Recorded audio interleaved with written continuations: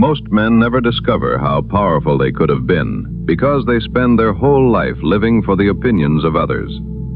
They are trapped by limiting beliefs handed to them by parents, by school, and by the time they notice it, they can't tell the difference between their own thoughts and the thoughts given to them by the world. The hesitation feels like their own nature, and if you never question what was handed to you, you will die inside a cage you did not build, defending walls you never chose.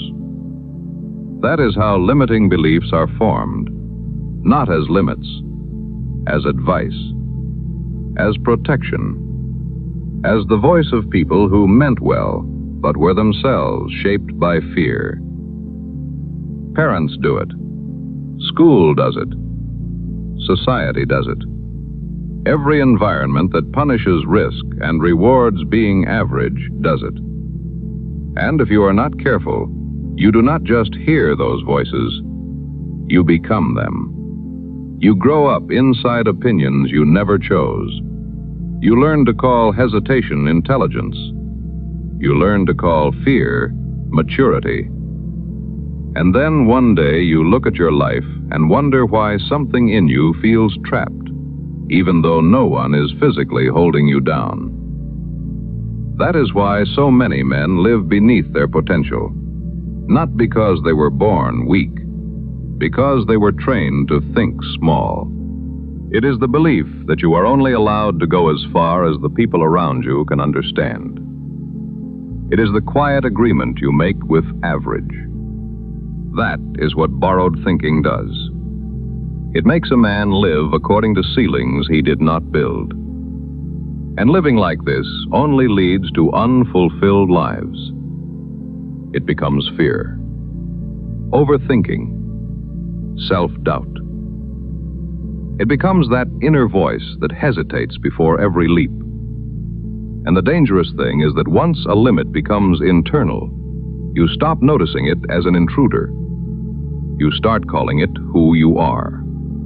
You say, "This is just my nature. This is just how I think." But those things are not true. They are conditioning. You are not simply like this. You were trained like this. Trained to overthink. Trained to fear embarrassment more than regret. And if a man never challenges that training, he leads a life full of doubt and regret. Instead of just being scared of the leap, he becomes the man who never leaps. That is why inspiration changes so little for most people. Because motivation can create a moment, but only identity can create a life. A man can listen to something powerful, feel awakened for an hour, promise himself he will change, and still return to the same small habits by nightfall. The only way to break free of these limits is to first become aware, then to take action. The first victory is seeing clearly, seeing that some of the thoughts in your head are not the truth. They are conditioning. They are old warnings from people who were scared. They are weak environments that mocked ambition because ambition exposed their own surrender. Once you see that, something important happens. You begin to notice the limiting thought patterns. But awareness alone is not enough. The limiting beliefs can only be broken through action, through repeated movement against what your old conditioning told you was impossible, dangerous, or not you. That is why confidence is never the beginning. Confidence is what happens after you survive the thing you once thought would break you. A man becomes confident by doing, by moving forward, by falling down and getting back up again, by proving to himself in private that his mind does not get the final word if it was trained by fear. That is how limits begin to die, through daily contact with action. The man who destroys his limits does not wait until he feels ready. He builds readiness by moving. He does not ask his fear for permission. He does not negotiate endlessly with his doubt. He acts, and action begins to expose which thoughts were truth and which ones were chains. This is also why environment matters. Because even a strong man becomes weaker in environments that reward hesitation. Weak environments make average feel normal. They normalize excuses. They make retreat look responsible. They keep a man close enough to mediocrity that he forgets how offensive mediocrity should feel to a living soul. Strong environments do the opposite.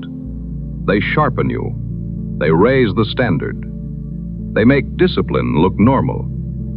They force a man to confront how much of his old self was only surviving because he stayed surrounded by softness. That is why men who want to better themselves do not need more advice.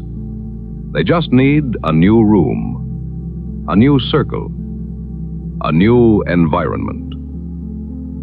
But even that is not the deepest answer. Because if the environment changes and the identity does not, the old man usually grows back. The real work goes deeper. You have to raise your standards. You have to become someone your old limits cannot hold. Someone who no longer builds a life around borrowed fear. Someone who understands that many of the walls in his life were never walls. They were habits of thought. And habits of thought can be broken with higher standards. Once a man raises the standard, the old excuses fall apart. The old life starts to feel uncomfortable and incompatible with who he is becoming. Because you were not made to live inside borrowed fear. There is something deeply wrong about a man accepting the small life that was handed to him when everything in him is still restless for more. So destroy your limits. Refuse the identity that grew out of fear, caution, and the approval of average people. Break what was handed to you. Break the fear. Break the hesitation. Break the self-image that keeps you stuck in the same small life. And do it with action, with standards, with new environments, with enough repetition that the old version of you starts to feel like a stranger. Because one day you will realize something. The limits that controlled you for years were never really yours. They were inherited. And the moment you stop carrying them like they belong to you, a different life finally begins.